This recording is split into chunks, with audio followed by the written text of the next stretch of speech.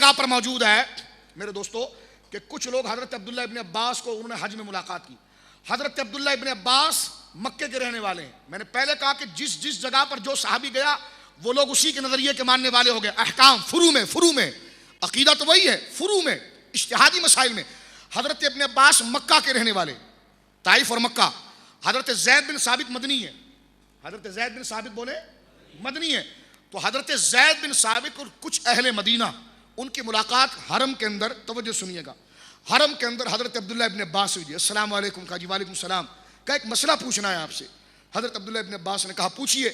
کہ اگر عورت طواف زیارت کر لے اور ابھی اس نے طواف وداع نہیں کیا اور اس کے قافلے کے جانے کا وقت آ گیا ہے اور اسے حیض آ گیا, تو وہ طواف وداع اس پر رہے گا یا نہیں رہے گا؟ وہ طواف وداع کرے گی کہ نہیں کرے گی؟ حضرت عبداللہ ابن مسعود نے فرمایا کہ حضرت عبداللہ ابن عباس نے فرمایا کہ نہیں, ضرورت نہیں کرنے کی, نہ کرے. وہ آدمی وہاں سے اٹھا حضرت زید بن ثابت کے پاس گیا جو مدینے کے فقیہ ہیں. ان سے پوچھا حضرت ایک مسئلہ پوچھنا ہے, اور ان کے ساتھ اہل مدینہ سارے موجود تھے. انہوں نے کہا جی پوچھیے. کہا جی ایک عورت ہے اس نے طواف زیارت کر لیا, یہ بخاری میں ہے, ان کو اور کچھ نہیں آتا. وہ کسی نے کہا نا بے عشق محمدی کے جو پڑھتے ہیں بخاری آتا ہے, بولو آتا ہے بخار, ان کو بخاری نہیں آتی. ایک بچہ مجھ سے پوچھنے کا اس شعر کا مطلب کیا ہے؟ میں نے کہا اس شعر کا مطلب یہ ہے کہ بندہ بخار کے اندر باولا ہو جاتا ہے. بخار میں بندہ باولا ہو جاتا ہے. پانی دو, ماں کہتی شربت پی, نہیں پانی دو. ماں کہتی بیٹا دوائی کھا, نہیں پانی دو. ماں کہتی بیٹا روٹی کھا, بولے نہیں پانی دو. اس کی سوئی ایک جگہ اٹک جاتی ہے. بخار میں سوئی ایسا ہی ہے نا. تو اسی لیے جو حضور کی محبت کے بغیر بخاری پڑھتے ہیں ان کی سوئی ایک ہی جگہ اٹک جاتی ہے. رفع دین کرو, رفع دین کرو. ہم نے کہا آگے بھی تو تمہاری مذہب کے خلاف باتیں آ رہی ہے, کہا نہیں رفع دین کرو. تو اس لیے شاعر نے کہا تھا کہ آتا ہے بخار, ان کو بخاری نہیں آتی. اور جب بخاری آتی ہے تو سوئی اٹک جاتی ہے. بخار آتا ہے تو سوئی, توجہ سمجھ رہے ہیں میری بات؟ تو ایک نفسیاتی اس نے تجزیہ کیا, طبی تجزیہ. کیا طبی تجزیہ کیا مزاج کا, کہ جس طرح بندے کو اگر جسمانی بخار آئے تو یہ حال ہوتا ہے, اور جس کو روحانی بخار آئے تو پھر وہ بھی بنتا ہے وہ. اب اس حدیث پاک کو آپ دیکھیے توجہ کے ساتھ, تحقیق کے ساتھ. الفاظ سخت میرے طرف رہنے دیجیے گا, کیونکہ آپ ان کو نہیں جانتے, میں ان کو اچھی طرح سے جانتا ہوں, اس لیے کچھ سخت الفاظ ان کی میں ذرا ٹھیک کرنے کے لیے بول رہا ہوں. لیکن جو دلائل میں دے رہا ہوں اس طرف توجہ رکھیے گا. دلائل میں دے رہا ہوں, کل کو اگر یہ جانے کے بعد کہ آپ کے شاہ صاحب نے یہ کہا تھا, انہوں نے کہا وہ تو ان کا مزاج تھا, جو دلیل کہی تھی وہ آپ نے سنی, یہ آپ کا کام ہے. صحیح ہے, کیونکہ جب یہ حضور کے علم کے بارے میں بکواس کریں, سرکار کی شان کو گھٹائیں, میں ان کو ادب سے یاد کروں, تو یہ میرا مزاج ہے. میرے لیے ان کی, میری زبان میں ان کے لیے کوئی ادب کا جملہ نہیں ہے, نہ سینے کے اندر کوئی نرمی ہے الحمدللہ. ہاں دلائل جو میں دے رہا ہوں وہ آپ کا کام ہے. دلائل جو میں دے رہا ہوں وہ آپ کا کام ہے. آپ کے مطلب کی چیز آپ کو مل رہی ہے, آپ وہ لیجئے, میرے مطلب کو میرے طرف لینے دیجیے. سمجھ رہے بات ابھی آپ؟ تو اگر یہ میرے جانے کے بعد آپ کو گمراہ کہہ رہے ہیں نا کہ انہوں نے سخت بول دیا تھا, یہ بول دیا تھا, تو میں نے کہا تم اپنی مسجدوں میں جو غوث اعظم کے خلاف بھونکتے ہو وہ نہیں بولتے, تم نظر و نیاز کے بارے میں بکواس کرتے ہو وہ نہیں ہے. اور میں بھی سنیں گے نا میری گفتگو, بھاگو گے تو نہیں. سنو, توجہ سے سنو, ایسی محفلیں ہوتی نہیں ہیں, اور میں کہتا ہوں علماء اور مساجد میں لوگوں کو ایسے پر تقریر کرنے کی ضرورت ہے. اگر ہمارے ائمہ اور ہمارے علماء ہر جگہ پر اس موضوع پر تقریر کریں تو یہ ہمارے لوگوں کو گمراہ نہ کریں. اور رفع الیدین پر تسلی رکھیے, میں اسی موضوع کے لیے آیا ہوں. لیکن پہلے تقلید کا مسئلہ آپ کے سامنے مختصر طور پر واضح کرنا چاہتا ہوں, پھر اس موضوع کی طرف میں آپ کی توجہ لے کے جاؤں گا. بڑے ٹھنڈے دل کے ساتھ میرے مسلمانوں سماعت کریں, اور اس میں حق کیا ہے انہی کی کتابوں سے ثابت کروں گا انشاءاللہ. توجہ میری طرف رکھیے گا. اب آپ سنیے کہ حضرت عبداللہ ابن عباس کے پاس وہ لوگ گئے تھے اور سوال پوچھا تھا نا کہ ایک عورت ہے وہ حائضہ ہو گئی ہے, طواف زیارت کر لی ہے, اب اس کو گھر جانا ہے, اس کو گھر جانا ہے, قافلہ جا رہا ہے, تو طواف وداع کرے گی؟ حضرت عبداللہ ابن عباس نے کہا ضرورت نہیں ہے, وہ جا سکتی ہے. وہ لوگ اٹھے اور حضرت زید بن ثابت کے پاس آئے, اور حضرت زید بن ثابت سے کہا جی ایک مسئلہ پوچھنا ہے. کہا پوچھیے. کہا ایک عورت حج کے لیے آئی تھی, طواف زیارت کر لیا, اسے حیض آ گیا ہے, اب اپنے گھر جانا چاہتی ہے, طواف رخصت کرے گی؟ آپ نے فرمایا کرے گی. حضرت زید بن ثابت نے کیا کہا؟ سن رہے آپ, دونوں صحابی ہیں. یہ کہتے ہیں یہ امام شافعی ایک بات کرتے ہیں, امام ابو حنیفہ ایک بات کرتے ہیں, اس لیے ہم نہیں مانتے. میں نے کہا یہاں بھی دو رائے آ گئی ہیں, بسم اللہ کرو, پھر صحابہ کا انکار کر کے شیعہ بن جاؤ جلدی سے. تو آؤ یہاں پر العیاذ باللہ نقل کفر کفر نباشت. اب یہاں پر آپ دیکھیے میرے دوستو, توجہ ہے آپ کی. اب ایک کہہ رہے ہیں کہ جی حضرت عباس کہہ رہے ہیں کہ اس کو ضرورت نہیں ہے طواف کی. زید بن ثابت کہتے ہیں جی ضرورت ہے. تو جو حضرت عبداللہ ابن عباس کے 2-3 ساتھی آئے تھے نا مکے کے, ان کو مدینے والے کہنے لگے بھائی جاؤ جاؤ, ہم مدینے والے, ہم تمہارے مفتی کے فتوے پر عمل نہیں کریں گے. یہ بخاری میں, ہم حضرت عبداللہ ابن عباس کے فتوے پر عمل نہیں کریں گے, زید بن ثابت کے فتوے پر عمل کریں گے. تو دیکھا نا آپ نے کہ مدینے والے حضرت زید کی تقلید کرتے تھے اور مکہ والے حضرت عبداللہ ابن عباس کی تقلید کرتے تھے. اس لیے دلیل آنے کے باوجود انہوں نے کہا کہ نہیں نہیں, ہم اپنی حضرت زید کی بات مانیں گے. تو یہ تقلید نہیں تو اور کیا ہے. تو صحابہ کے دور میں تقلید ہوئی کہ نہیں ہوئی؟ بولے ہوئی کہ نہیں ہوئی؟ ہاں. اور غلطی پر دونوں صحابی نہیں ہیں, دونوں مجتہد ہیں, دونوں بولے. اور یہ مجتہدوں میں جو اختلاف ہوتا ہے نا, یہ اسی وجہ سے ہوتا ہے. پہلا اجتہاد اس لیے ہوتا ہے, اختلاف یوں ہوتا ہے کہ ایک تک دلیل پہنچی ہے, دوسرے تک نہیں پہنچی. ایک تک دلیل بولے پہنچی ہے, بڑے بنیادی اصول بتا رہا ہوں, کہیں اور نہیں ملیں گے آپ کو. ایک تک دلیل پہنچی ہے, دوسرے تک نہیں پہنچی. وہ کہنے گئی پھر یہ مجتہد کیسے ہو گئے جنہیں ساری حدیث نہیں آتی. اور میں نے کہا وہ تو تم گپ مارتے ہو, حدیث اپنے آپ کو بولتے ہو. یہ تو صحابہ کے لیے بھی یہ ہے کہ ایک صحابی کو بھی ساری حدیث یاد ہونا ضروری نہیں ہے. میری بات سمجھ رہے ہیں آپ؟ یہ تانا دیتے ہیں کہ اگر امام اعظم تک حدیث نہیں پہنچی تو اس کا مطلب انہیں حدیث نہیں آتی تھی. میں نے کہا بات سنو, یہ تو کوئی قاعدہ ہی نہیں ہے کہ ایک محدث یا ایک امام تک ساری حدیثیں پہنچی ہو. میں کہتا ہوں خلفائے راشدین جو حضور کے قریب بیٹھنے والے ہیں, انہیں بھی حضور کی ساری حدیثیں نہیں پہنچی. دلیل دوں اس پر, اسی بخاری شریف سے اگر آپ دیکھیں, حضرت موسیٰ اشعری گئے حضرت فاروق اعظم کے پاس. کہاں گئے؟ حضرت فاروق اعظم کے پاس. حضرت فاروق اعظم اندر بیٹھے ہوئے تھے, انہوں نے 3 دفعہ سلام کیا, السلام علیکم. حضرت عمر نے نہیں دیکھا, ان کو توجہ نہیں کی. انہوں نے پھر کہا السلام علیکم, حضرت عمر نے توجہ نہیں کی. تیسری دفعہ انہوں نے کہا السلام علیکم, واپس لوٹ کر آ گئے. حضرت عمر نے بعد میں بلوایا, میں نے جب تجھے بلایا تھا تو چلا کیوں گیا؟ کہا جی میں نے رسول اللہ سے سنا تھا کہ کسی کے پاس جاؤ 3 دفعہ سلام کرو, اگر وہ جواب نہ دے تو واپس آ جاؤ. تو حضرت عمر نے کہا میں نے تو یہ حدیث نہیں سنی. دیکھ رہے ہیں آپ, سمجھ رہے ہیں؟ یہ اہل سنت کا ہے بیڑا پار صحاب حضور. ابے مطالعہ تمہارا خود گویا کہ رفع دین کی حدیث سے نہیں نکلتا, تم امام اعظم پہ اعتراض کرتے ہو. حضرت فاروق اعظم نے موسیٰ اشعری کو کہا میں نے تجھے بلایا تو گیا کیوں؟ کہا جی حضور میں آپ کے پاس آیا, 3 دفعہ سلام کیا, چلا گیا. تو کیا کیوں چلا گیا؟ کہ رسول اللہ نے فرمایا ہے کہ کسی کے پاس جاؤ 3 دفعہ سلام کرو, اگر وہ جواب نہ دے تو واپس چلے جاؤ. حضرت عمر کہنے لگے یہ کون سی حدیث ہے, اس کے گواہ لے کر آ, اس کے گواہ لے کر آ, ورنہ خیر نہیں, کیونکہ آپ بڑے مسلم تھے دین میں, لے کر آ گواہ جلدی سے. حضرت موسیٰ اشعری دوڑتے ہوئے گئے اور حضرت سعد بن وقاص, حضرت ابو سعید خدری, ان لوگوں سے کہا تم نے حدیث سنی نا؟ انہوں نے کہا جی ہم نے سنی, لیکن حضرت عمر نے نہیں سنی تھی. حضرت عمر نے یہ حدیث نہیں سنی تھی. آپ دیکھ رہے ہیں یہ علم, سارا علم تو اللہ نے مخلوق میں صرف مصطفیٰ کو دیا ہے. علم کلی تو وہ مصطفیٰ کی صفت ہے صلی اللہ تعالی علیہ وسلم. صحابہ میں بھی کچھ ہے کچھ نہیں ہے, اس لیے درجے ہیں. شروع سے کی تھی تقریر ہم نے, اسی لیے درجے ہیں. کچھ میں جانتا ہوں وہ آپ نہیں جانتے, جو آپ جانتے ہو میں نہیں جانتا, سمجھ رہے؟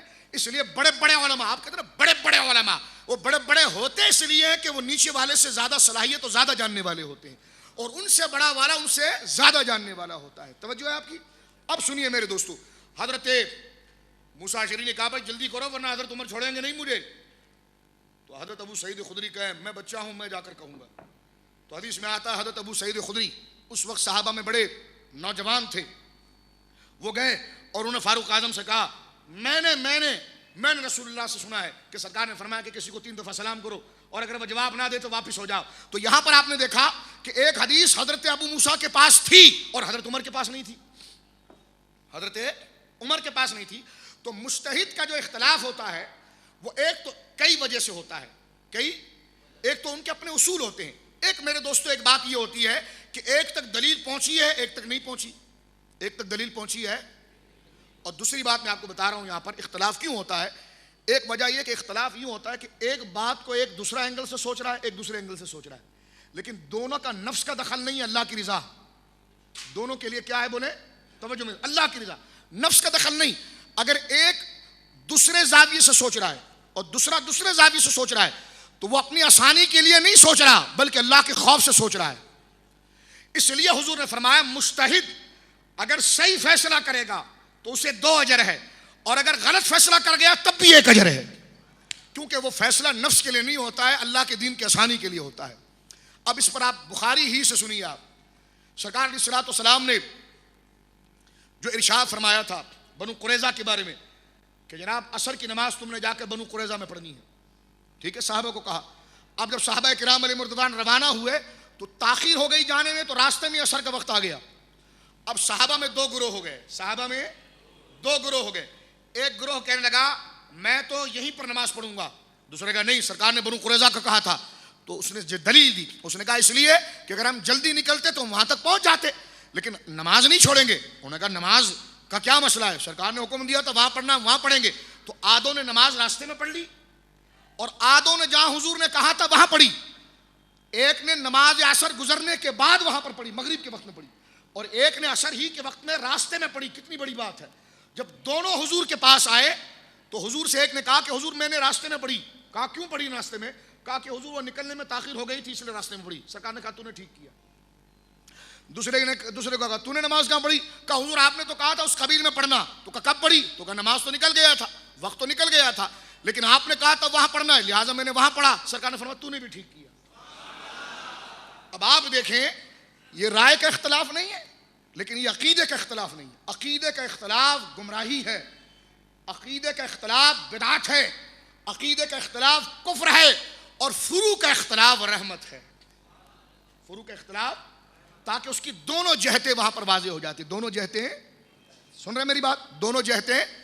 اور یہاں پر تقلید کا دوسرا ثبوت سنیں، جس بندے نے راستے میں نماز پڑھی، سب نے نہیں بولا، ایک نے بولا کہ نہیں ہم راستے میں پڑھیں گے۔ کہا کیوں؟ تو انہوں نے اپنی دلیل پیش کی، اس لیے کہ اگر ہم جلدی نکلتے تو وہیں پہنچتے۔ اب ایک کے کہنے پر 50-60 آدمیوں نے نماز پڑھ لی، تو 50-60 جو ایک کے کہنے پر کر رہے ہیں تو اس کی تقلید کر رہے ہیں نا۔ اور دوسرے نے کہا نہیں حضور نے کہا تھا فلاں علاقے میں پڑھیں گے، سب نے تو نہیں کہا تھا، ایک نے کہا تھا۔ تو اس ایک کی بات سن کر جنہوں نے عصر کے وقت کے بعد پڑھی تو انہوں نے اس کی تقلید کی۔ دونوں کو حضور نے صحیح کہا، اس لیے 4 امام ہیں، چاروں کے مقلد۔ یہ کہتے ہیں 4 کیسے صحیح ہو سکتے ہیں؟ میں نے کہا جیسے یہ 2 صحیح ہو سکتے ہیں ویسے وہ 4 بھی صحیح ہو سکتے ہیں۔ سمجھ رہے میری بات آپ؟ جیسے یہ 2 صحیح ہو سکتے ہیں۔ اب یا تو غلط ہونا چاہیے کہ ایک تو جناب پہلے پڑھ رہا ہے ایک بعد میں پڑھ رہا ہے، دونوں متضاد ہیں، لیکن صحیح اس لیے کہ دونوں کے نفس کا دخل نہیں، دونوں اللہ کی رضا کے لیے کر رہے ہیں، دونوں اللہ کی بولے رضا۔ یہ ہے اجتہادی مسائل، یہ ہے میرے دوستوں کسے کیا ہے۔ اس لیے امام شافعی ایک چیز کا حکم دیتے ہیں، ان تک وہ حدیث پہنچی ہے، امام اعظم تک نہیں پہنچی، ایک بات۔ دوسرا مسئلہ یہ ہوتا ہے اختلاف کا، توجہ ہے آپ کی، اختلاف کا دوسرا مسئلہ یہ ہوتا ہے کہ ایک مجتہد تک جو حدیث پہنچ رہی ہے جس سند سے وہ بالکل صحیح ہے، اور دوسرے تک جو پہنچ رہی ہے وہ ضعیف ہے، کیونکہ وہ بعد میں آیا ہے یا درمیان میں کوئی راوی آ گیا، تو وہ اس ضعیف حدیث سے استدلال نہیں کر رہا لیکن پہلا والا کر رہا ہے۔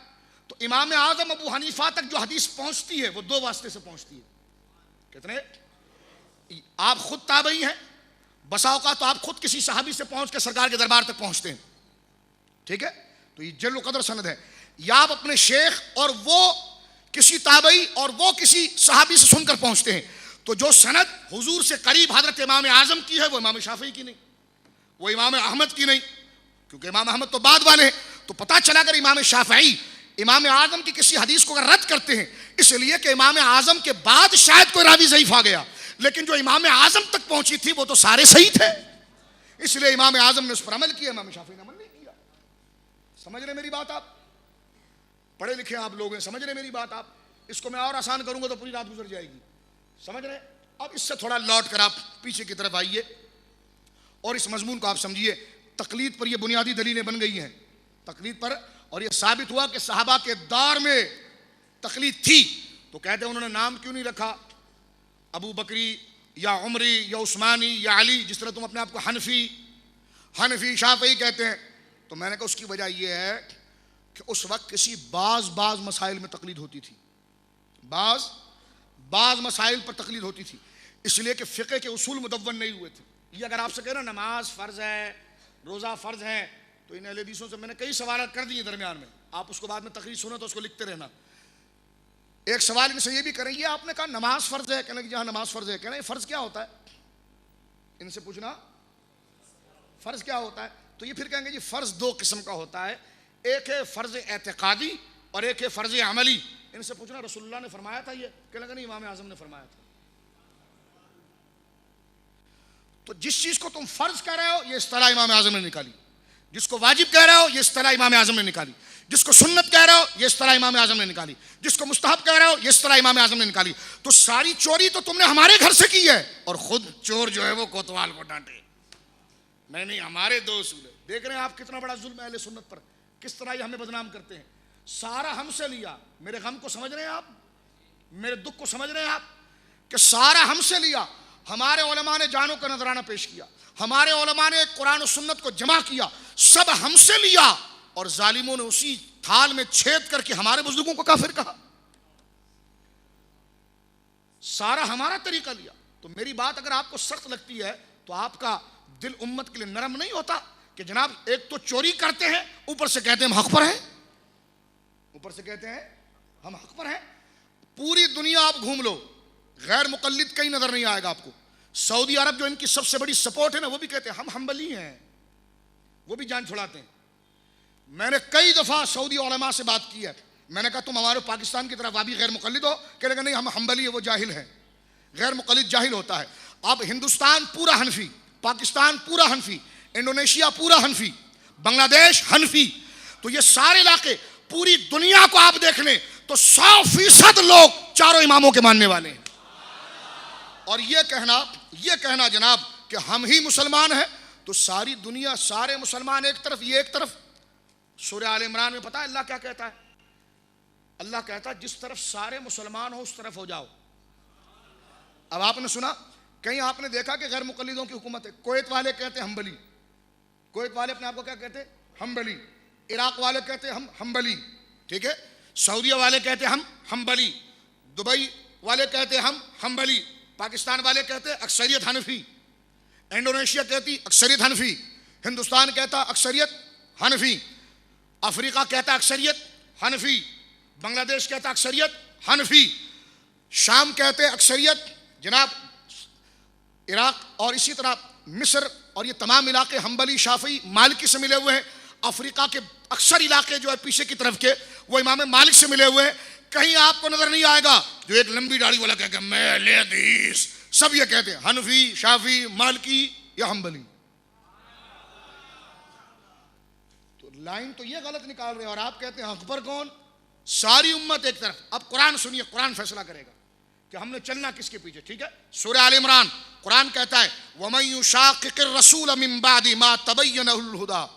اللہ فرماتا ہے کہ ہدایت کے واضح ہو جانے کے بعد جب کوئی رسول کی مخالفت کرے، سنیں، ہدایت کے واضح ہو جانے کے بعد جب کوئی رسول کی مخالفت کرے، وَيَتَّبِعْ غَيْرَ سَبِيلِ الْمُؤْمِنِينَ، اور جو مسلمانوں سے ہٹ کر کوئی راستہ نکالے، جو مسلمانوں سے ہٹ کر کوئی راستہ نکالے، قرآن کہتا نولیہ ما تولی ونصلی جہنم وساعت سعیر۔ فرمایا تو جب وہ مسلمانوں سے ہٹ کر الگ طریقہ نکالے گا تو خدا کہتا ہم اس کو دوبارہ مقلد نہیں بنائیں گے، اسے اسی طرح تنہا چھوڑ دیں گے، وہ گمراہی میں بھٹکتا رہے گا، جہنم میں جائے گا، وہ ساعت سعیر، اور بڑا برا ٹھکانہ ہے، معاذ اللہ معاذ اللہ۔ اب آپ دیکھ رہے ہیں قرآن نے یہ کہا کہ جو مسلمانوں کا سواد اعظم ہے، مسلمانوں کی جو اکثریت ہے، مسلمانوں کی جو اکثریت ہے، اس سے جو اپنے دامن کو چھڑا کر الگ راہ نکالے گا تو نولی ہی، قرآن کہتا ہم اس کو غیر مقلدی بنائیں گے، پھر اس کو لوٹنے کی توفیق نہیں دیں گے، معاذ اللہ،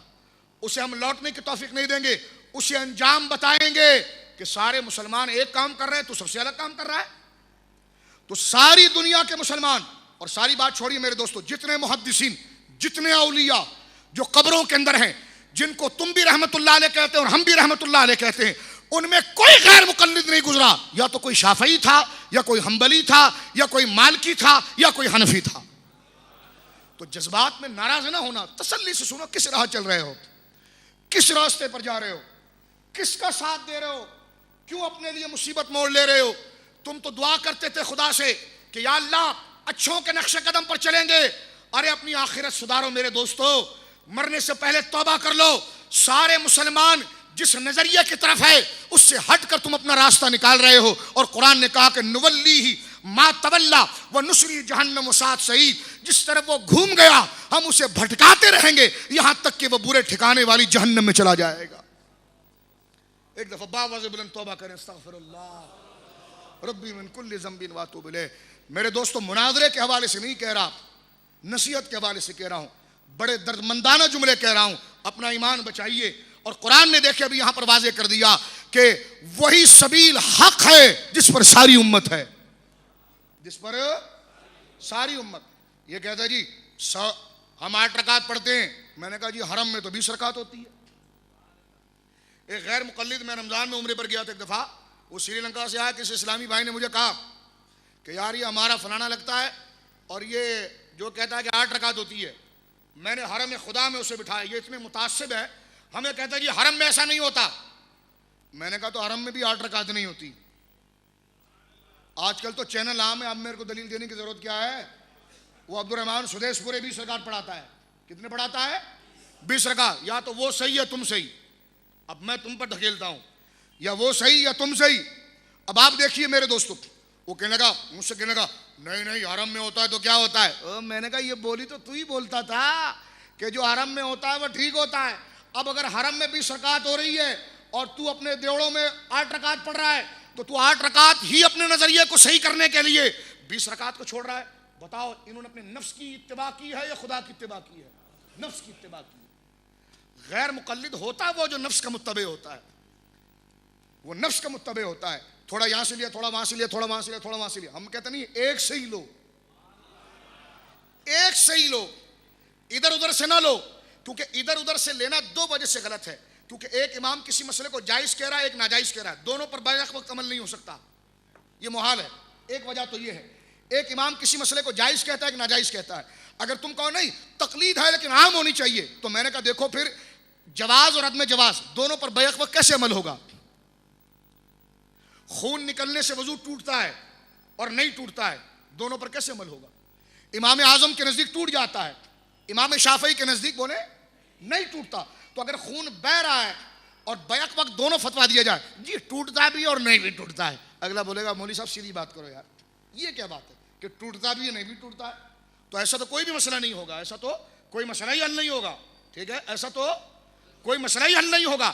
ایک وجہ تقلید شخصی اس لیے ضروری ہے، لیکن یہ ضروری یہ کہتے ہیں جی تقلید شخصی کو تم واجب کہتے ہو، یہ بھی ایک علمی نقطہ ذرا توجہ سنو، تم تقلید شخصی کو واجب کہتے ہو، یہ کیسے واجب ہے؟ ہم نے کہا یہ واجب لنفسی ہی نہیں لغیری ہی ہے، یہ اپنے تقاضے سے واجب نہیں لغیری واجب ہے۔ اس لیے کہ اگر ایک کو نہ مانا جائے تو بندہ فتنے میں پڑ جائے گا، کیونکہ سارے اماموں کے فتووں پر بیک وقت عمل نہیں ہو سکتا، کیونکہ ایک جائز کہہ رہا ہے ایک ناجائز کہہ رہا ہے، فروع کے اندر، عقیدے کے اندر نہیں۔ عقیدے میں کوئی اختلاف نہیں، امام شافعی بھی ہمارے امام ہے، امام احمد بھی ہمارے امام ہے، امام مالک بھی ہمارے امام ہے، امام ابو حنیفہ بھی ہمارے امام ہے۔ آگے میں رفعین کے مسئلے میں اس کی وضاحت کروں گا، اس لیے کہ عقیدے کا اختلاف کفر ہے لیکن فروع کا اختلاف رحمت ہے، فروع کا اختلاف بولے رحمت ہے۔ اب میری بات اس حوالے سے میرے دوستو سماعت فرمائیے کہ سارے اماموں کو ماننا اس لیے درست نہیں۔ پہلی وجہ تو یہ لازم آئے گی کہ ایک حکم جائز ہے، عدم ایک ہے ناجائز، تو بیک وقت جائز اور ناجائز پر عمل کیسے ہو سکتا ہے؟ ایک بات۔ دوسری بات یہ اگر یہ صلح کرو نہیں، جو بات پسند آئے گی لے گی ان کی لے لیں گے، جو پسند آئے گی ان کی لے لیں گے۔ میں کہتا ہوں ان سے کہو قرآن پر ہاتھ رکھ کر بولو یہ دین کے لیے کر رہے ہو نفس کی آسانی کے لیے کر رہے ہو؟ نفس کی آسانی کے لیے۔ پتہ چلا سارے اماموں کو بیک وقت ان کے مسائل پر عمل کرنا ایک تو محال ہے، اگر جائز کریں تو وہ نفس کے لیے ہے۔ مثال کے طور پر ایک غیر مقلد اپنے آپ کو کہنے لگا میں جی فقہ شافعی کو مانتا ہوں اور فقہ حنبلی کو مانتا ہوں، فقہ حنبلی کو مانتا ہوں، اور فقہ حنبلی میں یہ ہے کہ وضو کرنے کے بعد اپنی شرمگاہ کو ہاتھ لگاؤ تو وضو ٹوٹ جائے گا۔ اب کسی وابی کو خارش ہوئی، اس نے ہاتھ لگا لیا تو حنفی نے بولا اسے او وضو ٹوٹ گیا، کہنے لگے امام اعظم کے نزدیک نہیں ٹوٹتا، امام اعظم کے نزدیک نہیں ٹوٹتا۔ اب کوئی خروج لگ گئی اور خون بہنے لگا، میں نے کہا امام اعظم کے نزدیک خون بہنے سے وضو ٹوٹ جاتا ہے، بولے نہیں وہ امام شافعی کے نزدیک نہیں ٹوٹتا۔ تو پھر وہ کبھی نہ اس کا وضو ٹوٹے گا نہ وہ کبھی جنبی ہوگا، تو یہ تو سارا ہی ڈرامہ ہو جائے گا، صحیح ہے؟ تو یہ واجب لنفسی ہی نہیں بلکہ واجب لغیری ہی، اس میں فتنوں میں پڑنا ہے، اس لیے اس کو واجب قرار دیا گیا ہے کہ ایک امام ہی سے لو تاکہ ایک ہی نقش قدم پر تم رہو، یا تو شافعی ہو جاؤ یا حنبلی ہو جاؤ یا مالکی ہو جائے، حنفی ہو جاؤ، غیر مقلد وہ تو ابھی پونے 8 کا شناختی کارڈ بنا ہے، لیکن اسلام کے اندر، اسلام میں تو غیر مقلد کا تو کوئی شناختی کارڈ ہی نہیں ہے، اس لیے کہ ان کا وجود ہی نہیں ہے، ان کا وجود ہی نہیں. یہ ہر دور کے اندر سوائے فتنہ کرنے کے کچھ نہیں آئے. ان کا سب سے بڑا شیطان ابن تیمیہ تھا جس نے یہ فکر دی، ابن حزم تھا، لیکن وہ بھی اپنے فتاوے کے اندر اس بات کو لکھتا ہے کہ اماموں کی تقلید کرنی پڑے گی، اور وہ اپنے آپ کو بھی حنبلی کہتا ہے. تو میرے دوستو، جن پتوں پر سہارا تھا وہ بھی ہوا دینے لگے. تو میں آپ کے سامنے بات کرنا چاہ رہا ہوں، ہوش کے ناخن لو. جس ڈگر پر ہو، جن بزرگوں کے ساتھ ہو، جن ولیوں کے ساتھ ہو، ادھر ادھر دیکھنے کی کیا ضرورت ہے؟ کسی مسئلے کی تحقیق کر لو تو پہلے اپنے پیروں سے پوچھ لو، اپنے علماء سے پوچھ لو. اگر وہ مطمئن نہ کر سکے خدا نخواستہ تو پھر تمہاری رائے جو تم کرنا چاہو وہ کرو، لیکن تحقیق تو کرو نا میرے دوستو. ٹھیک ہے، سمجھ رہے میری بات؟ تحقیق. اب اس موضوع کو میں تھوڑا سا آگے لے کے چلتا ہوں. تھکے تو نہیں آپ؟ تھکے تو نہیں؟ تم تو سن رہے ہو، میں تو بڑا سمجھ کے بول بھی رہا ہوں، اور میرا دماغ بالکل تھکا ہوا ہے اس وقت. کئی دنوں سے میں متواتر جلسے کر رہا ہوں. توجہ ہے آپ کی؟ لیکن امام اعظم کی محبت ہے جو بلوا رہی ہے، یہ آپ کے جذبات کی ترجمانی ہے جو بلوا رہی ہے. میرے نفس کا مسئلہ ہوتا تو میں جلسہ کرنے بھی نہیں آتا، میری طبیعت خراب تھی، لیکن یہ آپ کی ترجمانی میں نے کرنی تھی، سواد اعظم کی ترجمانی کرنی تھی، اس لیے میں آیا. خدا کی قسم میرے نفس کا دخل نہیں، اللہ کے گھر میں بیٹھا ہوں کہ میری نیت بھی اللہ کی رضا کے لیے، آپ کی نیت بھی اللہ کی رضا کے لیے. اس جذبے کے ساتھ اس بات کو سماعت فرمائیے.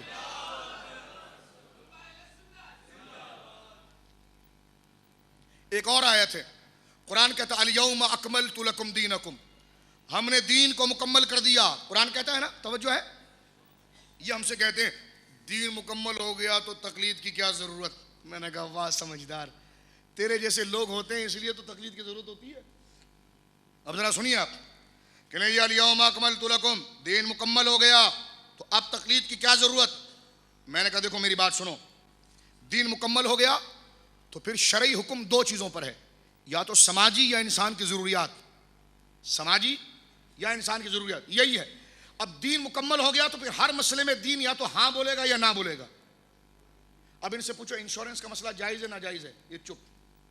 میں نے کہا جی الیوم اکملت لکم، دین مکمل ہو گیا. بھائی جواب دو. اگر ناجائز بولے تو دین سے بتانا پڑے گا، قرآن سے. ناجائز بولے تو بتانا پڑے گا، جائز بولے تو بتانا پڑے گا، اور چپ رہے تو بھائی الیوم اکملت لکم دینکم. دین جب مکمل ہو گیا تو وہ ہاں یا نہ تو بولے گا نا. لاؤڈ اسپیکر پر نماز ہوتی کہ نہیں ہوتی؟ چپ.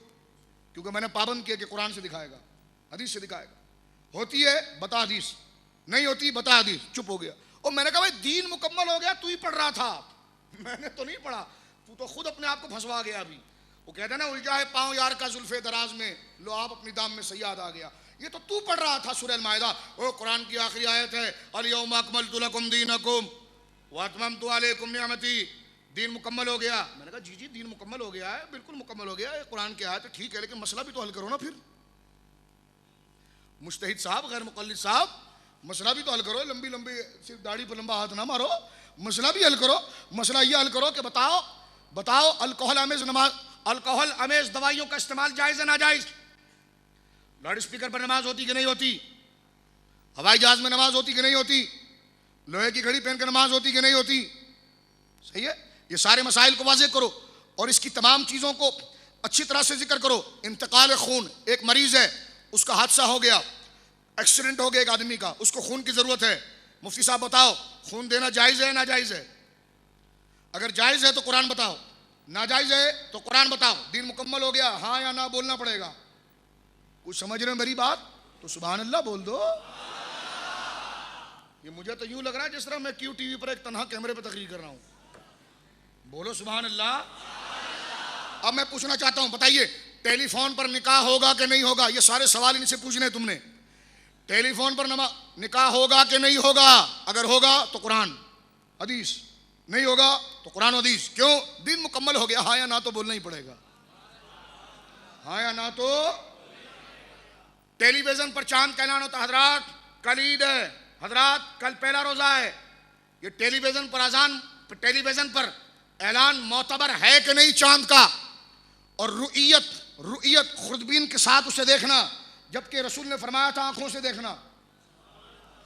جب سے رسول نے کہا تھا، اور رسول نے کہا تھا زمین پر کھڑے ہو کر دیکھنا، اور ہم تو پھر حبیب بینک پلازا کے اوپر سے دیکھتے ہیں.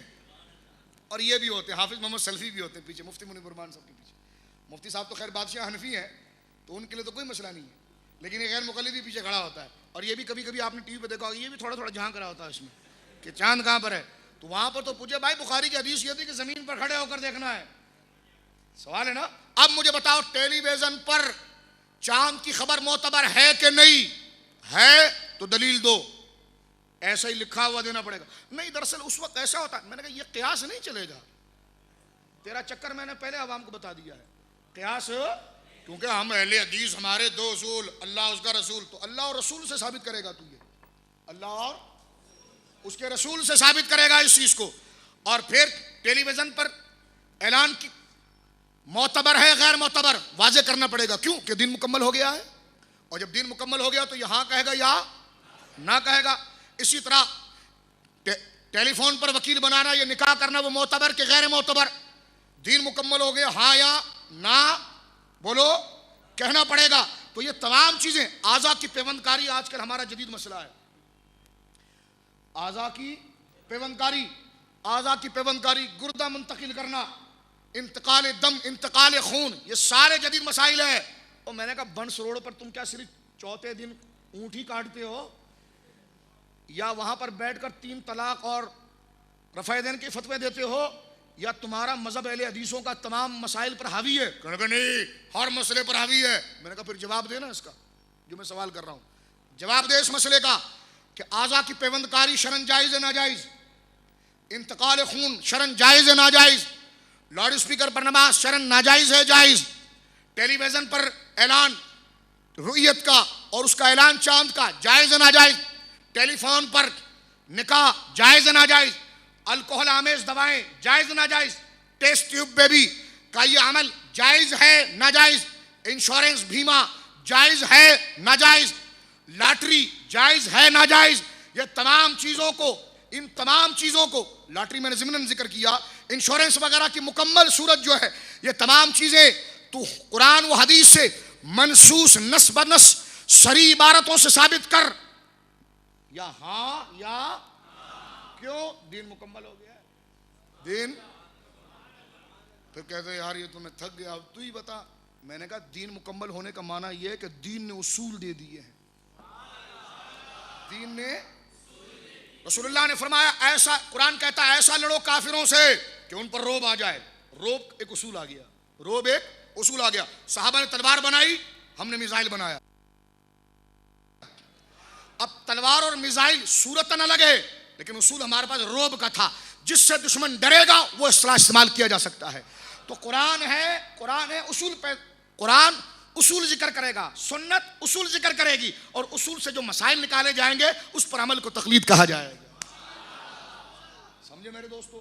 یہ بہت نیچے سطح پر آ کر میں نے آپ کے سامنے بات کی ہے. اب مزید اس پر 1-2 بات مزید سماعت فرمائیے، درود پاک پڑھ لیجیے گا.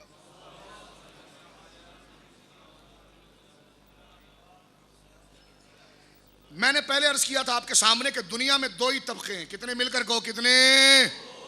بیک زبان کو کتنے؟ 2 طبقے ہیں. نمبر 1 جس کی بات مانی جائے اور جو بات مانے.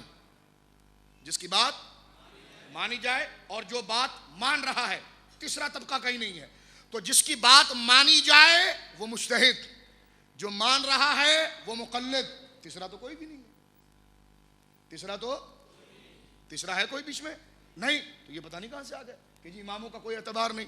ایک بات، یہ قرآن و حدیث میں سب ہے. میں نے کہا یہ قرآن میں سب ہے لیکن رسول اللہ کے لیے کیا ہے؟ رسول اللہ کے لیے. صحابہ کرام علیہم رضوان کے وہ تمام فرامین جو قرآن و سنت اور حدیث کے اندر موجود ہیں، جس کی وضاحت صراحت ہے کہ آپ نے نہیں سنا جامع ترمذی کی حدیث، ابو داؤد کی حدیث، کہ جب حضرت معاذ بن جبل جا رہے تھے یمن کا گورنر بن کر جا رہے تھے، تو سرکار نے خود پوچھا کہ معاذ فیصلہ کیسا کرو گے؟ تو کہنے کہ حضور قرآن سے کروں گا. کس سے کروں گا؟ سرکار نے فرمایا اگر قرآن میں نہ پائے تو، یعنی تو نہ پائے تو کہنے کہ حضور پھر آپ کی سنت میں کروں گا. کہ سنت سے بھی نہ پائے تو کہ پھر اپنی رائے سے فتویٰ دوں گا. یہ امام اعظم کو کہتے ہیں یہ اہل الرائے ہیں. تو میں نے کہا یہ فتاوی نظریہ میں کیا قرآن ہے؟ اس میں بھی تو ساری رائے بھری ہوئی ہے. شامی میں یہ لکھا ہے، ہدایہ میں لکھا ہے، یہ لکھا ہے. میں نے کہا ہماری کتابوں سے فتوے دے کر ہمیں میری بلی میں کو میاؤں تیرا کھائیں تیرے غلاموں سے الجھیں ہے کتے عجب کھانے غرانے والے ہیں کہ کھاتے بھی ہمارا ہی ہے اور چیختے بھی ہم پر ہی ہے. یہ پکڑیے ان کو. اس لیے ان میں فرقے بنے. یہ غربہ جو بنا اس لیے کہ نہیں اجتہاد تو ہے، اصولوی کہنے کا کچھ بھی نہیں ہے. یہی مسئلہ ان کے اندر رفائدین کا. ایک کہتا فرض ہے، ایک کہتا واجب ہے، ایک کہتا سنت ہے، ایک کہتا مستحب ہے، ایک کہتا کوئی بات نہیں. سمجھ رہے آپ؟ تو یہ جو ڈاماڈول سارا سسٹم ہے یہ ہے اس لیے کہ کٹی پتنگ ہے. اگر ڈور کہیں سے مضبوط ہوتی تو پھر ایک ہی بات کرتے ہیں. سمجھ رہے بات؟ اصول کی بات کرتے. اب سنیے میرے دوستو، صحابہ کرام علیہ رضوان اپنی رائے سے فتویٰ دیتے تھے. جب حضرت معاذ بن جبل نے یہ کہا کہ میں اپنی رائے سے فتویٰ دوں گا، جب مجھے کوئی مسئلہ قرآن میں نہ ملے، سنت میں نہ ملے تو اپنی رائے سے فتویٰ دوں گا، سرکار نے یہ نہیں کہا کہ رائے کا دخل نہیں. ہم اہل حدیث ہیں، اہل حدیث کے دو اصول اللہ اس کا رسول. رائے کیا ہوتی ہے؟ رسول کی رائے. کہتے ہیں رسول کے علاوہ کوئی معصوم نہیں ہوتا نا، اس لیے ہم اس کی رائے نہیں لیتے. تو میں نے کہا رائے، وہ نے کہا یہ رسول کے علاوہ کوئی معصوم نہیں ہوتا اس لیے ہم رائے نہیں لیتے اس کی. کیا نہیں کہتے؟ رائے. تو ڈاکٹر نے ایک انجیکشن بھرا کر یہ لگاؤں گا تو بخار جائے گا، کہنے لگا نہیں یہ دنیا دار لوگوں کی رائے ہے، میں نہیں لیتا. بخار سخت آ گیا حدیث کے غیر مقلد کو، بخار بڑا سخت آیا، ڈاکٹر کے پاس بھاگتے ہوئے گئے، کہنے لگا نہیں نہیں نہیں نہیں یہ تو غیر معصوم ہے. ان کے شیعوں میں کوئی فرق نہیں ہے، ان میں اور شیعوں میں. شیعہ بھی 3 طلاق کو 1 کہتا ہے، یہ بھی 3 طلاق کو 1 کہتے ہیں. شیعہ بھی بار بار رفع دین کرتا ہے، یہ بھی بار بار رفع دین کرتے ہیں. سمجھ رہے میری بات؟ شیعہ بھی رسول کے علاوہ کسی کو نہیں مانتا، اور مانتا ہے تو معصوم بنا کر مانتا ہے. دیکھیں آپ، اور وہ ہمیں تانا دیتا ہے. وہ جس کو مانا جائے، وہ شیعوں کے تانے ہمارے خلاف ہے. وہ کہتے ہیں امام اعظم کی تقلید نہیں ہو سکتی اس لیے کہ تقلید معصوم کی ہوتی ہے. اور یہی بات یہی کرتے ہیں کہ دین کے 2 اصول اللہ اس کا رسول، اس لیے کہ غیر رسول معصوم نہیں ہوتا، لہذا جو معصوم ہوگا. تو میں نے کہا تم میں اور شیعوں میں کوئی فرق نہیں ہے. سمجھ رہے ہو؟ 3 طلاق میں بھی یہ بھائی بھائی ہیں، رفع دین میں بھی یہ بھائی بھائی ہیں. اور تیسری بات میرے دوستوں جو بات اصل بتانے کی ہے وہ اس اصول میں بھی یہ کیوں کہتے ہیں اہل حدیث کے 2 اصول اللہ اس کا رسول؟ اس لیے کہتے ہیں کہ معصوم ہی کی بات مانی جائے گی. ہم نے کہا جو معصوم کی بات مانی جائے گی مطلب یہ کہ دین کا اصول معصوم بیان کرے گا، لیکن آگے چلانے والوں کے لیے معصوم ہونا شرط نہیں ہے. معصوم ہونا متقی ہونا شرط ہے. کیا ہے؟ متقی ہونا شرط ہے. اب اس میں دیکھیے یہ کہتا اہل حدیث کے 2 اصول اللہ اس کا رسول، یہ رسول کے علاوہ نہیں مانتے اور وہ معصوم کے علاوہ نہیں مانتے. اور رسول کو مانتے اس لیے کہتے ہیں جی امام معصوم نہیں ہے، غلطی اس سے ہو سکتی ہے. ہم نے کہا یہی تو شیعہ کہتا ہے. شیعہ نے 12 معصوم بنائے، تو 12 معصوم بنانے کی اس نے فیکٹری لگائی اس لیے تھی کہ میں کہوں کہ جو یہ کہیں گے میں مان لوں. اور اس لیے انہوں نے اصول کافی لکھی. اصول کافی میں کہا یہ ساری کتاب، میں نے کہا حدیث سے کہاں سے آئی؟ کہ لگے یہ امام غائب نے پہنچائی. میں نے کہا نام بھی کتنا پیارا ہے، نام بھی غائب کہتے ہیں جس کو جو نظر نہیں آتا. غائب کس کو کہتے ہیں؟ جو بولو جو نظر. یہ کہتے ہیں وہ امام مہدی ہیں جو غار میں ہیں تو وہ آتے ہی نہیں. تو میں نے کہا یہ اصول کافی کہاں سے آ گئی پھر؟ یہ حدیث کہاں سے آ گئی؟ بولے وہ کبھی کبھی آتے تھے بتا کے چلے جاتے تھے، کبھی کبھی آتے تھے. سمجھ رہے آپ؟ میں زیادہ اس طرف نہیں جاتا، یہی مسئلہ ٹھیک ہے. توجہ سے سنیے. یہ کہتے ہیں یہ ہمارے 2 اصول اللہ اس کا رسول، رسول کے علاوہ کسی کی بات نہیں مانی جائے گی. رسول کے علاوہ. میں نے کہا وحید الزمان کا اردو ترجمہ کیوں مانتے ہو؟ یہ رفع دین کے رسالے جو بانٹتے ہو اس پر کیوں اعتماد کرتے ہو؟ اپنے مولوی کی تقریر کیوں جمعے کے دن سنتے ہو غور سے؟ وہ بھی تو نبی نہیں ہے، غیر نبی ہے، وہ بھی تو غیر معصوم ہے. نہیں ہر بات معتبر نہیں ہوتی. تو میں نے کہا اس کی ہر بات کیسے معتبر مان لیتے ہو؟ ہر بات. صادق سیال کوٹی کی صلاۃ رسول یہ سر پر لے کر پھرتے ہیں. ان کا آج کل نیا محقق ہے زبیر حسن زئی، اس کی کتاب قرۃ العینین وغیرہ یہ سر پر اٹھا کے پھرتا ہے اور بڑا فخر کرتا ہے رفع دین پر انہوں نے تیر مار دیا ہے، یہاں سے مارا ہے وہاں لگ گیا ہے، وہاں سے مارا ہے وہاں لگ گیا ہے. میں نے کہا تھوڑا صبر کر، میں اسی طرف آ رہا ہوں. وہ تو بات رفع الیدین کے دلائل پر ہوگی انشاءاللہ کہ جناب اس کی اہمیت کیا ہے. لیکن میری بات یہاں پر سماعت فرمائیے کہ معصوم تو نبی ہی ہے، لیکن حضور نے جن کی تربیت کی ہے وہ بھی محفوظ ہو گئے ہیں. صدیق اکبر معصوم تو نہیں لیکن محفوظ ضرور ہیں. عمر معصوم تو نہیں لیکن ان کو حضرت عمر سے بھی بڑی چڑ ہے، کیونکہ 3 طلاق کا جب مسئلہ آتا ہے نا تو حضرت عمر رضی اللہ تعالیٰ نے 3 طلاق کو 3 قرار دیا. یہ کہتے ہیں عمر نے کیا ہے. میں نے کہا خدا نے بھی کہا ہے صحابہ کے پیچھے چلنا ہے. ان کے اندر چھپی شیعت ہے. اس کو کبھی اجاگر کرنا ہو تو جامع ترمذی کی حدیث اٹھا کر، مسلم کی حدیث اٹھا کے لے جاؤ اور بتاؤ کہ حضرت عمر اپنے دور کے اندر تین طلاق کو 3 کہتے تھے، اور اس وقت دیکھنا یہ پھٹے گا حضرت عمر پر، نہیں یہ تو عمر کی رائے ہے۔ اور موطا امام مالک ان کے سامنے لے جاؤ، حضرت امام مالک نے موطا امام مالک کتاب الصوم میں نقل کیا ہے کہ حضرت عمر رضی اللہ تعالیٰ نے، لوگ بکھر کر نماز پڑھ رہے تھے، سب کو ایک جگہ پر کھڑا کر کے 20 رکعت پڑھائی ہے۔ کتنی پڑھائی ہے؟ 20 رکعت تراویح پڑھائی ہے۔ یہ پھٹتے ہیں اس پر۔ میں نے کہا عمر تیری کیا شان ہے رضی اللہ تعالیٰ عنہ۔ اور مجھ سے کوئی پوچھتا ہے تو میں تو کہتا ہوں میرے لیے تو آئیڈیل شخصیت سیدنا فاروق اعظم ہے، کہ حضور نے فرمایا عمر تیرے سائے سے شیطان بھاگتا ہے، تیرے سائے سے 3 طلاق کے مسئلے پر ان کی کتابیں موجود ہیں جس میں حضرت عمر پر انہوں نے تبرہ کیا ہے۔ میں بات یہ بتانا چاہتا ہوں کہ صحابہ کرام معصوم نہیں، لیکن حضور کی صحبت میں بیٹھ کر محفوظ ضرور ہیں۔ اب آئیے میں آپ کے سامنے نسائی شریف کی حدیث پڑھتا ہوں، جامع ترمذی آپ کے سامنے پڑھی کہ حضرت معاذ سے حضور نے پوچھا، معاذ 17 سال کی عمر، کتنے؟ 17 سال کا صحابی ہے، سرکار اس کو یمن کا گورنر بنا کر بھیج رہے ہیں، اپنا نائب بنا کر بھیج رہے ہیں۔ وہ تو معصوم نہیں ہے نا، لیکن حضور بنا کر بھیج رہے ہیں۔ اور یہ کہتے ہیں جی اہل حدیث کے 2 اصول، اللہ اس کا رسول۔ ہم نے کہتے ہیں جی سنیوں کے اصول جس کو رسول نے بنایا وہ بھی ہمارا امام، جس نے رسول نے جس کو اہمیت دی وہ بھی ہمارا امام، ٹھیک ہے۔ اس لیے الحمدللہ اہل سنت جو ہے وہ اصحاب کو بھی مانتے ہیں، اطرت کو بھی مانتے ہیں۔ لیکن یہ بڑے عجیب شیعہ ہے یار، یہ اس مسئلے میں شیعہ ہو جاتے ہیں، یزید کے مسئلے میں کچھ اور ہو جاتے ہیں۔ یزید کے مسئلے میں کہتے ہیں وہ تو جنت میں جائے گا، یزید کے مسئلے میں ہر ٹیڑھا مسئلہ یہ بیان کریں گے۔ آج تک امت اس کو فاسق کہتی رہی، یہ کہتے ہیں نہیں اس کے چہرے پر تو نور تھا۔ ساری امت کہتی تھی اس کے ہاتھ میں بوتل ہوتی تھی، یہ کہتے نہیں وہ دودھ کی ہوتی تھی، وہ فیڈر پیتا تھا، وہ فیڈر پیتا تھا۔ تو ساری دنیا کچھ اور کہہ رہی ہے، یہ کچھ اور کہتے ہیں، سمجھ رہے ہیں؟ تو اس لیے میں کہتا ہوں کہ غیر مقلد ہمیشہ فتنہ ہوا ہے۔ طبقے 2 ہی ہے، جو بیان کرے اور جو سنے۔ جس کا بیان کرنے کا منصب وہ مجتہد، جس کا عمل کرنے کا منصب وہ مقلد۔ تیسرا طبقہ، کیونکہ تیسرا طبقہ آئے گا تو پھر وہ جنت بھی تیسری جنت اس نے بنائی۔ یزید کے کہہ رہا ہے یزید کے لیے ہم نے الگ پلاٹ بنایا تھا، وہ الگ جنت ہے بالکل۔ میں نے کہا اے یزید جنت میں کیسے جائے گا؟ جنت کے سردار تو امام حسین ہیں۔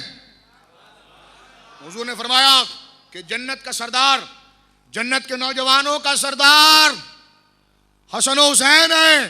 اور یہ کیسے ہو سکتا ہے جس جنت کے اندر حسین ہے اس میں یزید آئے؟ بولا بات تو ٹھیک ہے، گلستان جوہر میں پلاٹ لیا ہم نے۔ میں نے کہا کیوں؟ وہ کہنے لگا جی پمفلٹ بھی وہیں اسی بات بنس روڈ کے قریب ہم نے ایک نالی نکالی جو وہاں تک جاتی ہے، وہ یزید کو جنت میں بھیجنے کے لیے۔ تو یہ آپ دیکھیں یہ ہر مسئلے کے اندر اس نوعیت کی طرف جائیں گے جو اجماع کے خلاف ہوگا۔ اور قرآن کی آیت میں نے آپ کے سامنے ابھی پڑھی ہے کہ مسلمانوں کے طریقوں سے ہٹ کر جو طریقہ نکالے گا وہ جہنم میں جائے گا۔ سمجھ رہے میری بات؟ وہ کہاں جائے گا؟ یہ کہتے ہیں جی ہم یزید کے پاس جائیں گے۔ تو میں نے کہا وہ کیا ہوگی؟ وہ 7 مسیرہ ہی تو ہوگا، اور قرآن کہتا ہے اور کیا ہوگا؟ وہ سب سے برا ٹھکانہ ہی تو ہوگا جہاں یزید ہوگا۔ آج بھی آپ شام میں دیکھیں یزید کی قبر ایک گٹر کے پاس ہے۔ کہاں پر ہے؟ ایک گٹر کے پاس ہے۔ اور اسی شام میں مولا علی کی صاحبزادی سیدہ زینب کا ایک بڑا گنبد ہے۔ ہاں سیدہ زینب کا بڑا گنبد ہے۔ آپ دیکھیے حضرت امام حسین جو کربلا میں آرام فرما رہے ہیں، جسد پاک جو ہے اتنا بڑا گنبد ہے، اور نہ ان کے گنبد ہوتے ہیں نہ ان کا امام ہوتا ہے، وہ بھی ہے تو وہ نالی کے پاس ہے۔ دمشق میں وہ نالی کے پاس، گٹر کے پاس اس کو دبایا گیا، اور پتہ نہیں وہ اثر ہے کہ غلط ہے۔ ایک مجھے کہنے لگا نہیں اس کے اوپر سٹیل مل لگائی گئی ہے، کہنے یزید کی قبر کے اوپر بٹی لگائی جہاں پر سٹیل پگھلاتے نا۔ میں نے کہا یار کسی نے بھی کیا کام بڑے پتے کا کیا ہے۔ دیکھو اس نے مرکز بھٹی، پارکنگ نہیں گاڑیوں کی، جہاں لوہا، عرفانی صاحب، جہاں لوہا پگھلایا جاتا ہے۔ تو اب آپ دیکھیے، اور حسین تو وہ ہیں سبحان اللہ، حضور نے فرمایا جو اس سے پیار کرے گا وہ جنت میں جائے گا، جو اس سے پیار کرے گا۔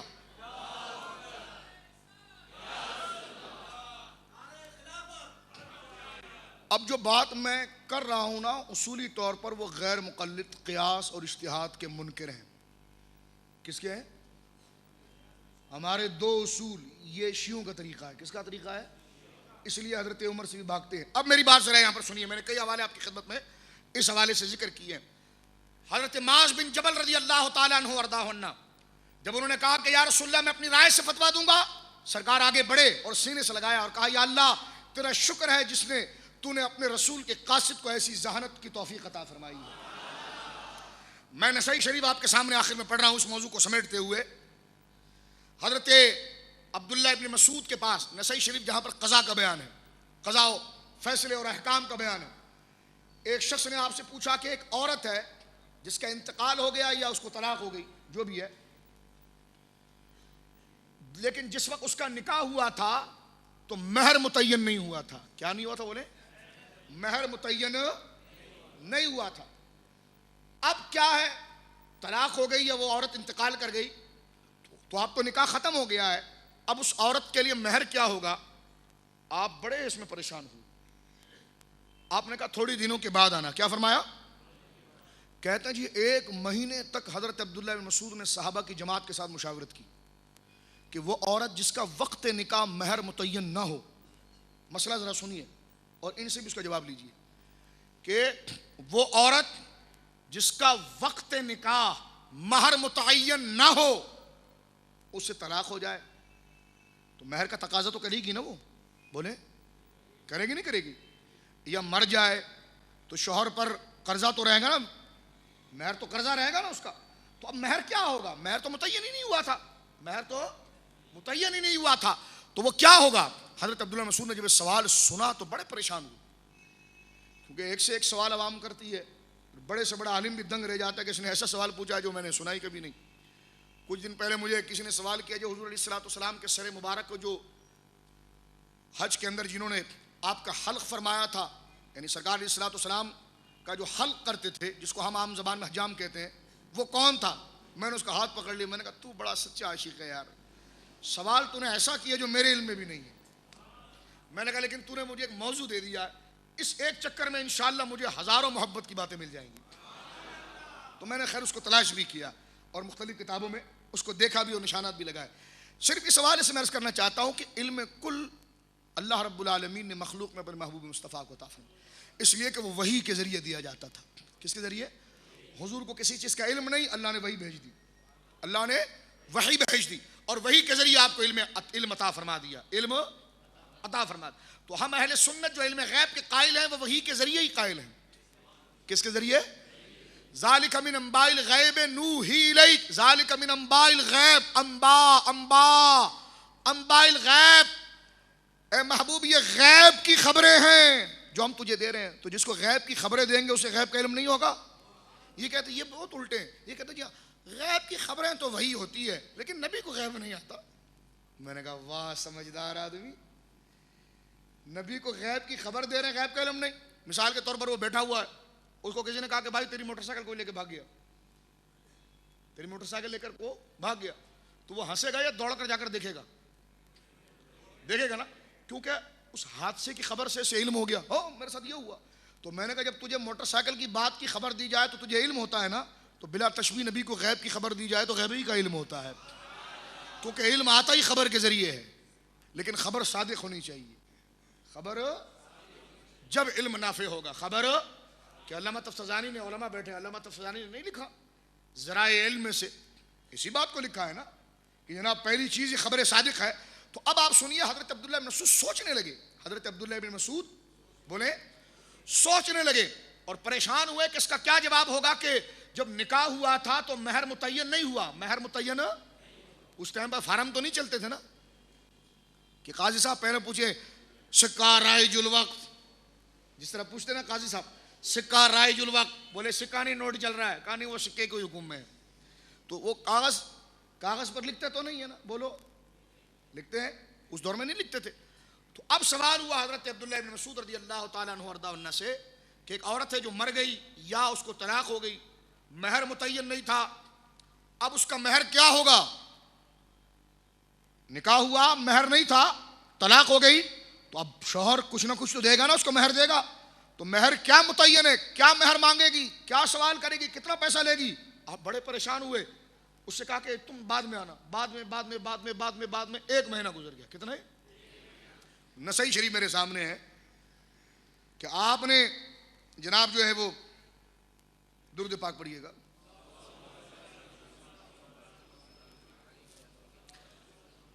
آپ نے سارے صحابہ کو جمع کر کے 1 مہینہ مشاورت کی. کتنا؟ اس کے بعد آپ نے ان لوگوں کو بلایا اور آپ جلوگر ہوئے اور پہلے آپ نے عاجزی کا اظہار کیا. اگر میں غلطی کر رہا ہوں تو یہ ابن مسعود کی نفس کا دخل ہے، اگر سچ بول رہا ہوں اور صحیح بول گیا میں فیصلے میں تو یہ اللہ کا کرم ہے. اسی کو اجتہاد کہتے ہیں، اسی کو نفس کہیں نہیں ہے. کہا جی فتویٰ دیجئے. کہ میں اس نظریے پر پہنچا ہوں کہ میں نے اس مسئلے کو قرآن میں ڈھونڈا نہیں ملا. ابن مسعود کہتے ہیں رضی اللہ عنہ، میں نے حدیث میں ڈھونڈا نہیں ملا، میں نے حضور کے اکابر صحابہ کی کتابوں میں دیکھا نہیں ملا.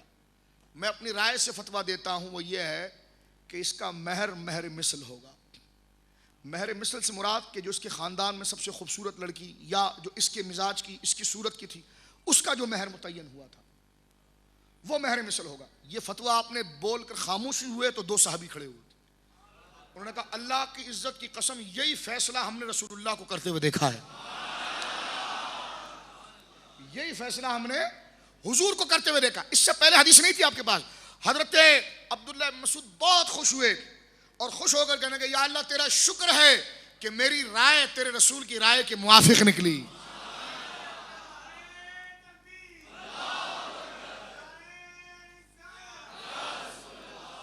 اب جامع ترمذی میں، جامع نسائی میں آپ کا جملہ موجود ہے، غور سے سنیے. من عرض له منکم قضاء بعد اليوم فليقضى بما في كتاب الله فإن جاء أمر ليس في كتاب الله فليقضي بما قضى به النبي صلی اللہ علیہ وسلم فإن جاء أمر ليس في كتاب الله. یعنی اب اصول بتاتے ہیں اپنے شاگردوں کو، فرماتے سنو کہ آج کے بعد کسی کے سامنے قضا کا کوئی معاملہ درپیش ہو تو وہ کتاب اللہ کی روشنی میں فیصلہ کرے. کس کے؟ کتاب اللہ کی روشنی میں فیصلہ کرے. اور فرمایا اگر کوئی ایسا معاملہ درپیش ہو جو کتاب اللہ میں نہ ہو تو رسول اللہ کے فیصلے میں دیکھ کر اس سے فیصلہ کرے. فرماتے ہیں اگر وہ بھی نہ ہو تو ولا قضاء الصالحون. فرمایا اس کے بعد اگر وہ نہ ہو تو پھر وہ نیک جو علماء تھے ان کی کتابوں میں دیکھیں. اگر وہ نہ ہو تو فرماتے فلیجتہدوا برأیہ، پھر اپنی رائے سے فتویٰ دے. کیا فرمایا؟ پھر اپنے توجہ سماعت فرمائی، کیا اپنے رائے سے فتویٰ دے. تو جو اپنے رائے سے جو فتویٰ دے گا اسی کو فقہ کہا جائے گا اور اسی عمل کو تقلید کہا جائے گا. اسی عمل کو بولیے، اسی عمل کو. میں نے آپ کے سامنے بخاری کی حدیث پیش کی تقلید کے اوپر، ٹھیک ہے. اس حوالے سے ایک یہ سوال ہم سے کرتے ہیں، وہ تقلید تو اس کو کہتے ہیں کہ کسی کے قول کو بغیر دلیل کے لینا، کسی کے قول کو بغیر دلیل کے لینا. اور میں نے کہا مولوی صاحب بغیر دلیل کے لینا اور چیز ہے، اس مسئلے پر دلیل ہو ہی نہ یہ اور چیز ہے. سمجھ رہے؟ ایک ہے مطالبہ دلیل کے بغیر صرف اس کے تقوی کو دیکھ کر کہنا ٹھیک ہے حضرت جو آپ نے کہا ٹھیک ہی ہے، آپ نے جو کہا یقیناً خوف خدا تقوی ٹھیک ہے حضور آپ نے ٹھیک ہی کہا. ایک ہے اگلے عالم جو مجتہد ہو، کون ہو؟ ایرا غیرہ نہیں، مجتہد ہو، مجتہد کے علم پر اعتماد کر کے، مجتہد کے علم پر اعتماد کر کے اس سے دلیل کا مطالبہ نہ کرنا، دلیل کا مطالبہ نہ کرنا یہ اور چیز ہے. اور کسی مسئلے پر دلیل نہ ہو یہ اور چیز ہے. تقلید دلیل نہ ہونے پر نہیں، دلیل کا مطالبہ نہ کرنے پر ہے. دلیل کا مطالبہ. اب ایک آدمی ٹماٹر بیچ رہا ہے، آپ آ گئے، کہا یار وہ وضو کس طرح کرتے ہیں؟ انہوں نے کہا جی وضو کے 4 فرض ہیں، اس طرح کرتے ہیں. وہ آپ کو پکڑ کے بولے گا اچھا چلو ایسا کرو پھر مجھے قرآن کی آیتیں تو پڑھ کے سناؤ کہاں کہاں پر ہے. اچھا یہ بتاؤ کلی کرنا کس حدیث میں ہے؟ اگر وہ یہ پوچھتا رہے گا تو اپنا ٹماٹر کب بیچے گا؟ سمجھ رہے؟ سمجھ رہے؟ تو ایک عامی ہے، ایک مجتہد ہے. عامی کا کام ہے مجتہد کے علم پر اعتماد کر کے اس سے بات لینا. جس طرح وہ 50 صحابہ نے بنی قریظہ میں جاتے ہوئے راستے میں عصر کی نماز پڑھ لی، راستے میں اپنے امام سے دلیل تو نہیں پوچھی نا، اور دوسرے نے جا کر عصر وہاں پر پڑھی تو دلیل تھی دونوں کے پاس لیکن مطالبہ نہیں کیا. تو ایک ہے تقلید، کہتے اس چیز کو ہے کہ کسی معتبر مجتہد کی بات کو لینا اور اس اعتماد سے اعتماد بھروسے سے لینا کہ یہ جو بتا رہا ہے ٹھیک ہی بتا رہا ہے، دلیل ہے لیکن دلیل کا نہ پوچھنا یہ ہے تقلید. کیونکہ دلیل کو جاننا یہ مجتہد کا کام ہے. دلیل کو جاننا اور بغیر دلیل کے مطالبے کے عمل کرنا یہ مقلد کا کام ہے. کس کا کام ہے بولے؟ ٹھیک ہے نا. تو یہ دونوں سطح کی چیزیں ہیں, دونوں سطح کی. اور واجب لی غیر ہی کیوں ہے؟ دوسری بات, تقلید واجب, تقلید کا معنی گلے میں پٹا ڈالنا. ابے میں نے کہا وہ لغوی معنی, اصطلاحی معنی یہ ہے کہ قبول القول المجتہد ویعمل بہ, کہ مجتہد کے قول کو لینا اور اس پر عمل کرنا. مجتہد کے قول کو لینا اور اس پر. اور میں نے پہلے کہہ دیا ہے کہ غیر مقلد ہے کون؟ وہ سعودیہ بھی مقلد اپنے آپ کو کہتا ہے. سعودیہ بھی اپنے آپ کو مقلد کہتا ہے. امام احمد بن حنبل کے فقہ کا فالوور کہتا ہے کہ ہم اس کو مانتے ہیں. اور میں ایک بات عرض کرنا چاہتا ہوں, یہاں پر ایک بات ذکر کرنا چاہتا ہوں. اگر کوئی حنفی عالم, توجہ چاہتا ہوں, اگر کوئی حنفی عالم, شافعی عالم, حنبلی عالم, اگر وہ علم میں اتنا بڑھ جائے جس طرح کہ اعلیٰ حضرت فاضل بریلوی جیسی شخصیت, کہ جو اصل دلائل کو بھی جاننے لگے, جو اصل مسائل کے اصل دلائل کو بھی جاننے لگے, تب بھی وہ ہم سے تقلید میں بری ہوتا ہے. تھوڑا ہم مکمل مقلد ہیں, اس پر دلیل جتنی واضح ہوتی ہے وہ اتنا دلیل سے آزاد ہوتا, تقلید سے آزاد ہوتا ہے, علم کی وجہ سے آزاد ہوتا ہے. لیکن پھر بھی وہ مقلد اس لیے لیتا ہے کہ وہ دلیل کا پیمانہ لے گا تو امام سے ہی نا. اسے فرض کہے گا تو فرض تو امام نے بتایا ہے کہ یہ تعریف ہے اس کی, سنت ہے یہ, تو وہ من وجہ مجتہد ہوتا ہے, من وجہ مقلد ہوتا ہے. جس طرح کہ وہ امام محمد کو دیکھیں آپ, مجتہد فی المذہب, لیکن آپ دیکھیں وہ امام اعظم کے مقلد بھی ہیں اور نہیں بھی ہیں. مقلد ہیں بھی اور نہیں بھی. نہیں اس لیے نہیں ہے کہ دلائل تک پہنچ گئے, اور ہیں اس لیے کہ سود بود امام صاحب سے سیکھی ہے. وہ راستہ امام صاحب نے بتایا ہے, وہ دلیل تک راستہ. تو تقلید منجمد چیز کا نام نہیں ہے. جیسا علم بڑھے گا بندے کی صلاحیت بڑھتی چلی جائے گی, سمجھے آپ. اور اگر تقلید پر جو اعتراض کرتے ہیں, تقلید اگر منجمد چیز تھی تو ہم دیکھیے خود حنفی, شافعی, جب کوئی مسئلہ ہمارے فقہ کے اندر نہیں ہوتا تو ہم دوسرے فقہ کی طرف جاتے ہیں. مثال کے طور پر مفقود الخبر, کوئی عورت ہے جس کا شوہر بھاگ گیا, ایک عورت ہے جس کا شوہر, بولے نا, اصول بھی سمجھے مسائل بھی سمجھے, بھاگ گیا, مفقود ہو گیا, مفقود الخبر, اس کی خبر ہی غائب, مفقود الخبر غیر مقلد, غائب ہو گیا بالکل, کچھ پتہ ہی نہیں کہ کہاں پر ہے. جس طرح مفقود العقل ہے اس طرح یہ مفقود الخبر ہو گیا, غائب ہو گیا, ڈھونڈ رہے کہاں گیا, یہاں گیا, وہاں گیا, نہیں مل رہا. ہاں, نہ اس کے مرنے کی خبر آئی ہے. میری بات سن رہے ہو؟ ایک آدمی کو خدا نہ خواستہ کسی نے اغوا کر لیا, اب پتہ نہیں اسے مار دیا یا وہ بھاگ گیا یا وہ پاگل ہو گیا یا وہ معذور ہو گیا, آ نہیں سکتا.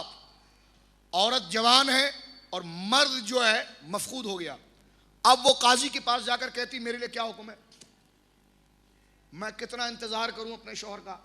تو ہمارے حنفی علماء مراجعت کرتے ہیں فقہ مالکیہ کی طرف, ایسا ہے کہ نہیں حضرت؟